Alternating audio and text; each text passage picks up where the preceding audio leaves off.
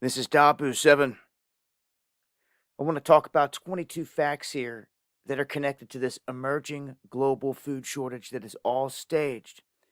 And that is number one, that this whole thing is orchestrated and staged en masse globally and has been ever since they were starting to stop the ships at the West Coast ports in the United States. You could tell that something was up. Now, this is going to be something that's kind of like boiling the frog, kind of a slow kill that's going to happen throughout this year, and it's already begun. All you got to do is go to the grocery store, and you're going to see the prices have went through the roof. You're also going to notice some items have went missing. Some items have been gone for a while. They've never returned. And when we look at some of the statements being made here and what's happening around the globe, it starts to become clear that by the end of this year, it's going to be pretty bad because it's already getting there right now. Now, one of France's most important government officials is telling us that we should brace ourselves for an extremely serious global food crisis. Same thing others are echoing. Joe Biden recently admitted that food shortages are going to be real, and they're openly using the word famine to describe what is coming. Germany, as of yesterday, announced that supermarkets are going to have items go up 20 to 50%.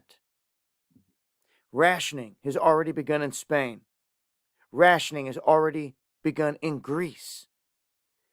The head of BlackRock put out an ominous warning, saying that this is going to be the first time that this generation is going to have to go into a store and then not be able to get what they want. So the writing's on the wall, and they're making it clear this is what's happening. Since this time last year, some of the fertilizer prices out there have increased by 300%. Many farmers in Africa are not going to be able to afford fertilizer at all this year. It's being projected that this will reduce the agricultural production by the amount capable of feeding 100 million people. Russia is normally one of the biggest global exporters of fertilizer, but that's stopping along with Belarus. In a typical year, Russia and Ukraine collectively account for about 30% of all global wheat exports, which is getting clipped and shut down. Half of Africa's wheat imports usually comes from either Russia or Ukraine. Other nations rely on wheat exports from both of those countries more than Africa does, like Armenia, Mongolia, Kazakhstan, Eritrea. And then that's not even talking about the larger buyers like Turkey, Egypt, Bangladesh, Iran. You've got Russia announcing that they're only going to export food to friendly nations. It's been announced also in the same breath of all this that there's this bird flu situation that's popped up. Some 5 million egg laying chickens in Iowa have been put down because of it.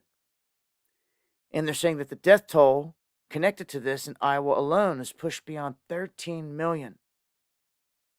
That's 22 egg-laying chickens, 22 million egg-laying chickens, 1.8 million broiler chickens, 1.9 million pullet and other commercial chickens, and 1.9 million turkeys. So China's agricultural minister announcing that the winter wheat harvest in China could be the worst in history. We're being warned that the winter wheat harvest in the United States is going to be disastrous because of the massive severe drought that's going on across the West. We have one prominent U.S. farmer just making a statement saying that Americans are not going to like it here soon when they go to the grocery and their bill is up $1,000 in a month because that's what's coming. That's coming from one of the top farmers. The head of the UN World Food Program says that what the planet is now facing is unlike anything that we've ever seen since the end of World War II. And it's going to be a disaster by the end of this year. So there's some stuff just to lay out there. I mean, and some key points to take away from that. When you have, That comment from the head of BlackRock saying that this is the first time that this generation is going to go into a store and not be able to get what they want, man, writing's on the wall, folks.